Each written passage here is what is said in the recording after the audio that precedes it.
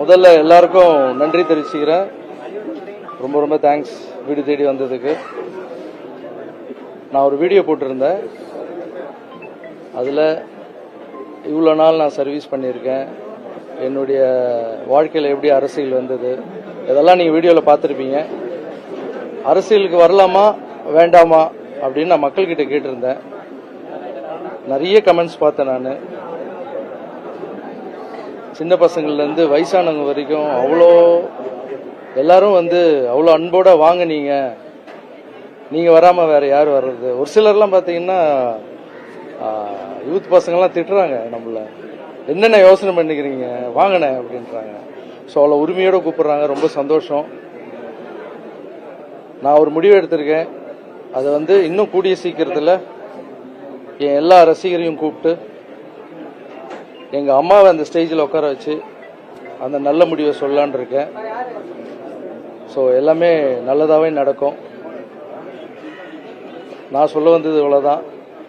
So இங்கே என்னை வீட்டு தேடி வந்த என்னுடைய ரசிகர்கள் எல்லாருக்கும் என்னுடைய நன்றி தெரிவிச்சுக்கிறேன். என்கிட்ட சொன்னது இந்த திருநங்கை சிஸ்டர்ஸ்லாம் வந்திருக்காங்க, பார்க்க வந்திருக்காங்க, உங்களுக்கு பொக்கே கொடுக்க வந்திருக்காங்க.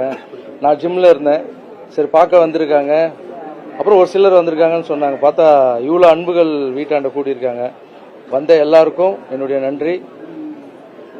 நீங்க நினைச்சது கூடிய சீக்கிரம் நடக்க போகுது. தேங்க்யூ. நீங்க என்ன கேள்வி இருந்தா கேள்வி. அரசியலுக்கு வரப்போறீங்களா இல்லையா, இதை முதல்ல தெளிவுபடுத்தணும்ன்றது மக்கள் எதிர்பார்க்கறாங்க. சார், நான் கமெண்ட்ஸ் எல்லாம் படிச்சேன். நான் ஒரு நல்ல முடிவு எடுத்திருக்கேன். அதை என் ஃபேன்ஸ் எல்லாரையும் கூப்பிட்டு எங்க அம்மாவை அந்த ஸ்டேஜில் உட்கார வச்சு அந்த முடிவை சொல்றேன். இன்னொரு விஷயம் என்னன்னா, நிறைய பேர் கேட்குறாங்க, வர்றதுனா வர வேண்டியதானே, ஏன் நீங்க மக்கள் கிட்ட கேட்டுட்டு இருக்கீங்கன்னு. மக்கள் தீர்ப்பே மகேசன் தீர்ப்புன்னு எதுக்கு சொல்லியிருக்காங்க. அப்புறம் ஒரு சிலர் கேட்க மாட்டாங்க மக்கள் கிட்ட. நான் கேட்பேன். அது என்னுடைய ஐடியா. நான் என்ன நினைக்கிறோனோ அப்படிதான் வாழ முடியும். மற்றவங்க என்ன சொல்றாங்களோ அதுக்கேற்ற மாதிரி வாழ முடியாது. புரியுதுங்களா? மக்கள் கிட்ட ஏன் கேட்கணும்? இவ்வளோ நாள் வீட்டில் அம்மா கிட்ட கேட்டோம், என் தம்பி கிட்ட கேட்டோம், எல்லா உறவுகிட்டையும் கேட்குறோம். ஸோ தாய்க்கு நிகரான்னு நினைக்கிற என்னுடைய மக்கள் கிட்ட கேட்கறதுல என்ன தப்பு? இவ்வளோ நாள் என் கூட டிராவல் பண்ணி வந்திருக்காங்க என் ரசிகர்கள். அப்புறம் திருநங்கை தங்கைகள் கூட நேற்று பேசினேன், என்னுடைய மாற்றுத்திறனாளிகளாலும் கூட பேசினேன். எல்லாருக்கும் பேசி ஒரு வார்த்தை கேட்கறதுல அவங்களுக்கு மரியாதை கொடுக்கறதுல என்ன கெட்டு போகுது? ஸோ நீங்க ஏன் கேட்குறீங்கன்ற கேள்வி கேட்குறீங்கல்ல, அது உங்க விருப்பம், நீங்க கேளுங்க. நான் இனிமே எதனா செய்யறதுன்னா மக்கள் கிட்ட கேட்டு தான் செய்வேன். அதுக்குன்னு சின்ன சின்ன விஷயம்லாம் இல்லை. ஏதோ ஒரு பெரிய முடிவு எடுக்கணும்னா மக்கள் கிட்ட கேட்பேன். இது ஏன் ஸ்டைல். ஆல்ரெடி நீங்க அரசியல்ல இருக்கிறதா தான் நாங்க புரிஞ்சுக்கோம். இந்த ஒரு மாசம் தமிழக அரசு நீங்க எப்படி பாக்குறீங்க, எப்படி மதிப்பிடுறீங்க, அவங்களோட செயல்பாடுகள் எப்படி இருக்கு? புரியல சார். தமிழக வெற்றி கழக அரசு, விஜய் தலைமையிலான அரசு ஒரு மாசம் கடந்து இருக்கு, முடிச்சிருக்காங்க. அவங்களுடைய செயல்பாடுகள் எப்படி இருக்குன்னு பாக்குறீங்க, எப்படி மதிப்பிடுறீங்க? இந்த ஒரு மாசமா நான் பார்த்துட்டு தான் சார் இருக்கேன். இந்த அரசு என்ன பண்றாங்க, அவங்களுடைய செயல்பாடுகள் எப்படி இருக்குன்னு தான் உங்களுடைய கேள்வி. என்னை பொறுத்த வரைக்கும் ரொம்ப நல்லா இருக்கு, சூப்பராகவே இருக்குன்னு சொல்லலாம். அதுக்கு முக்கியமான காரணம் என்னன்னா, ஒரு விஷயம் என்ன ரொம்ப இம்ப்ரெஸ் பண்ணுச்சு. கோவில் முன்னாடி இருக்கிற மதுக்கடையை மூடுறதுன்னுறது, ஸ்கூல் பசங்க ஸ்கூலுக்கு முன்னாடி மதுக்கடையை மூடுறதுன்றது எனக்கு ரொம்ப பிடிச்சிருந்தது. அப்புறம் இந்த கல்வித்துறை அமைச்சர் அவருடைய நடவடிக்கை, அப்புறம் அறநிலைத்துறை அமைச்சர் அவருடைய நடவடிக்கை, இதெல்லாம் வீடியோவில் பார்க்குறோம். உங்களை மாதிரி தான் நானும் பார்த்துட்டு இருக்கேன். ஸோ அவங்களுக்கு கொஞ்சம் டைம் கூட தேவைப்படுது சார். இப்போ நம்ம ஒரு புதிய ஏரியாவில் போய் நம்ம ஒரு வாடகை வீட்டுக்கு போகிறோம்னு வச்சிங்களேன். அந்த வாடகை வீட்டுக்கு போனோடனே வீடு பார்க்கும்போது நல்லா இருக்கும் சார். ஓனர் கீ கொடுப்பாரு. வீட்டுக்குள்ளே போனாதான் எங்கே பைப்பு சரியில்லை, எங்கே ஃபேன் சுற்றலை, எந்த இடத்துல பெயிண்ட் அடிச்சு கொட்டுது, உள்ளே போன பெருசாக சார் தெரியும் நம்மளுக்கு. ஸோ அந்த மாதிரி ஒரு வீட்டுக்கு போகிறதுக்கே அப்படி இருக்கு. ரோட்டில் இருக்கிற தெருநாய் கூட நம்மளை பார்த்தா கத்தும், யார் இது புது ஆள் வந்திருக்காங்க அப்படின்னு. அந்த தெருநாய் இருக்குல்ல, அதுக்கு பிடிச்ச பிஸ்கெட் போடணும். ஒரு சில தெருநாய்ங்கெல்லாம் பார்த்தீங்கன்னா பிஸ்கெட் சாப்பிடாது, பிரியாணி தான் சாப்பிடும், நான்வெஜ் தான் சாப்பிடும். அதுக்கு பிடிச்ச மாதிரி செஞ்சு அதை போட்டு அது நம்மளை கத்தாம பார்த்துணும். ஒரு நாய்க்கோ ஒரு வீட்டுக்கே இவ்வளோ ஆகுதுன்னா, ஒரு நாட்டை கொடுத்துருக்கீங்க, கொஞ்சமாவது டைம் கொடுங்க, பாசிட்டிவா திங்க் பண்ணுங்க. புதுசா அரசு வேணும், மாற்றம் வேணும்னு கேட்குறீங்க. மாற்றம் வந்துடுச்சு, மாற்றத்துக்கு கொஞ்சமான டைம் கொடுக்கணும்வா? ஒரு வாடகை வீட்டுக்கே நம்மளுக்கு இவ்வளோ கஷ்டப்பட வேண்டியது இருக்கு. ஒரு அரசாங்கத்தை புதுசாக கொடுத்துருக்காங்க. ஸோ என்னை பொறுத்த வரைக்கும் அவங்களுக்கு கொஞ்சம் டைம் கொடுத்தா நல்லதுன்னு நினைக்கிறேன் சார். கடுமையான விமர்சனங்கள் அவங்க முன்வைக்கிறதுக்கு ரீசன் என்னன்னா, என்னை பொறுத்த வரைக்கும் சார், நான் எது இருந்தாலும் மனசில் படுத்த ஓப்பனாக பேசுவேன். அதுக்கு பொறாமை தான் சார் காரணம். ஏன்னா விமர்சனங்கள் நம்ம வைக்கிறதுக்கு முன்னாடி நம்ம என்ன செஞ்சோம் அப்படின்னு கொஞ்சம் யோசனை பண்ணிட்டு விமர்சனங்கள் வச்சா நல்லா இருக்கும். கொஞ்சம் டைம் கொடுங்க சார். என்னை பொறுத்த வரைக்கும் என்னன்னா கொஞ்சம் டைம் கொடுத்தா நல்லா இருக்கும். சார், திருச்சி கிழக்குல நீங்க போட்டியிட போறீங்களா? திருச்சி கிழக்குல போட்டு சார், நான் முதல்ல அரசியல் வரனா இல்லையான்னு நான் எங்க அம்மா முன்னாடியும் எங்க ரசிகர் முன்னாடியும் சொல்றேன்னு சொல்லியிருக்கேன். அது சொன்ன அப்புறம் அதை பத்தி பேசலாம் சார். அரசியல் வந்து அறிவிச்சதுக்கு அப்புறம் எதை நோக்கி நீங்க பயணம் பண்ண போறீங்க? உங்க ரசிகரோட பெரும்பாலான கருத்து தாவேக்காக பண்ணீங்க அப்படின்னு சொல்றாங்க. கமெண்ட்ஸ்லயும் தாவேக்காங்கிற பதிவு தான் அதிகமா இருக்கு. எப்படி சார், யாரு கூட வரணும், எந்த டைம்ல வரணும், எப்படி வரணும், என்னுடைய அரசியல் நிலைப்பாடு என்னன்னு நான் ஒரு நல்ல முடிவு எடுத்திருக்கேன். அதை கூடிய சீக்கிரம் ரசிகர்கள் முன்னாடி சொல்லுவேன். ஒரு விமர்சனம் தெரிவிக்கிறாங்க விஜய் மீது.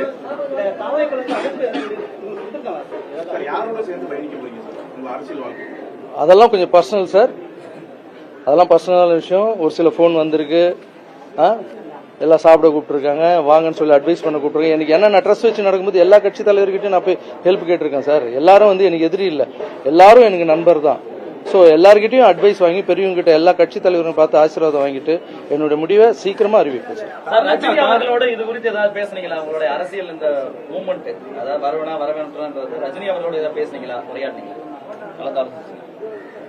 அவர் ஆசீர்வாதம் இல்லாம நான் எதுவுமே பண்ண மாட்டேன் சார். ஸோ அவருடைய ஆசீர்வாதத்தோட தான் நான் எல்லாம் பண்றேன்.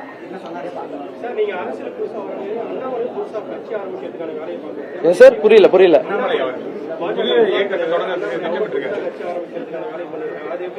அண்ணாமலை யார் வேணா வரலாம் சார். நல்லது பண்ணுறதுக்கு யார் வேணா வரலாம்ல. ஸோ அண்ணாமலை சார் மட்டும் இல்லை, அவர் நல்லா படிச்சவர், நல்ல அரசியல் புரிதல் இருக்கிறவர். ஸோ புது ஆளுங்க வர்றது நல்லது தானே சார். All the best.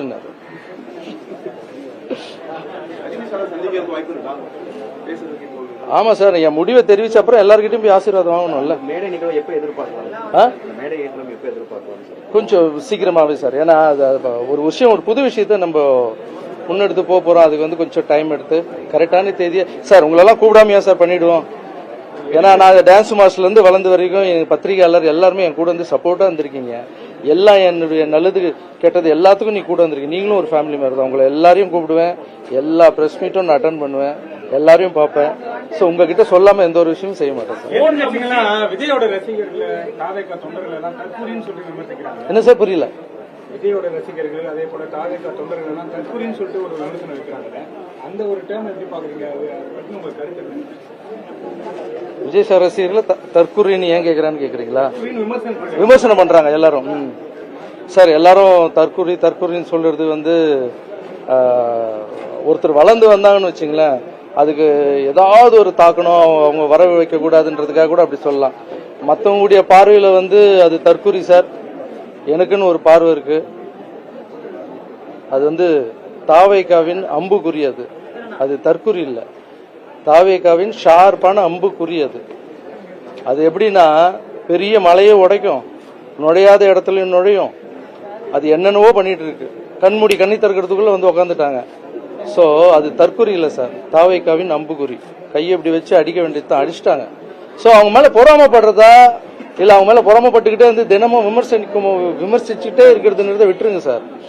யாரா இருந்தாலும் அவங்க எப்படி ஜெயிச்சாங்க, நம்ம என்ன பண்ணல, அவங்க என்ன பண்ணிட்டு இருக்காங்க, அவங்கள விட நம்ம எப்படி ஜெயிப்போம். மக்கள் கிட்ட போய் சொல்லுங்க, அவங்க நீங்க என்ன பண்ண போறீங்க, அடுத்து வந்து நீங்க எங்க மிஸ் பண்ணீங்கன்றத போய் மக்கள் கிட்ட சொல்லுங்க.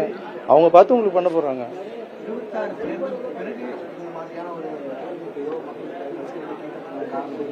என்ன சார்?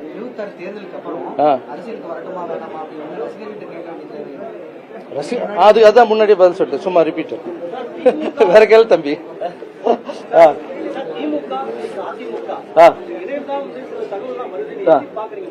இல்ல சார், அதெல்லாம் ரூமர் சார். ரூமருக்கெல்லாம் பதில் சொல்ல முடியாது சார். ஏன்னா நம்ம வந்து எந்த விஷயம் வந்து வெளிப்படையா அவங்க சொல்றாங்களோ அதுக்கு தான் சொல்ல முடியும் நம்ம. அரசியலுக்கு வரனா இல்லையன்றது சொல்லிடுறேன், அதுக்கப்புறம் நடிப்பினத்தை பற்றி பேசலாம். விஜய் அவர்கள் வந்து பிரஸ் மீட்டே பண்ண மாட்டாரு, தமிழ்நாடு நலன் சார்ந்த பிரச்சனைகள் தொடர்பாக இது வரைக்கும் பேசவே மாட்டாரு. அதுக்கு ஏதோ ஒரு காரணம், அது ஏதாவது ஒரு காரணம் இருக்கும். சும்மா வந்து உட்காந்து பேசிட்டு இருக்கிறவங்க வேணுமா இல்ல செயல்படுறவங்க வேணுமா, நீங்க தான் டிசைட் பண்ணணும்.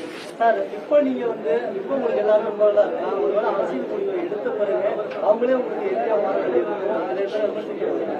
அந்த சமயத்துல நீங்க எப்படி செயல்படுவீங்க? என்ன மாதிரி சார் இப்போ இருக்கிற எல்லா அரசியல் கட்சி தலைவரும் நான் அண்ணனா பார்க்குறேன், என்னுடைய அப்பாவை பார்க்குறேன், வயசானவங்க எல்லாருமே எனக்கு ஒரு சொந்த மாதிரி தான் சார் பார்க்குறேன்.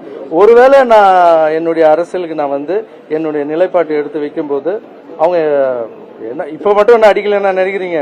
நான் வரலாமா வேணாமான்னு கேட்டதுக்கு லைட்டா அடிக்க ஆரம்பிச்சிட்டாங்க, ஸ்மெல் எல்லாம் வருது. ஸோ இப்போ நான் விஜய் சார் பத்தி வேற பேசியிருக்கேன்ல, இப்போ அந்த அம்புன்னு பேசியிருக்கேன், வாடகை வீடுன்னு பேசியிருக்கேன்.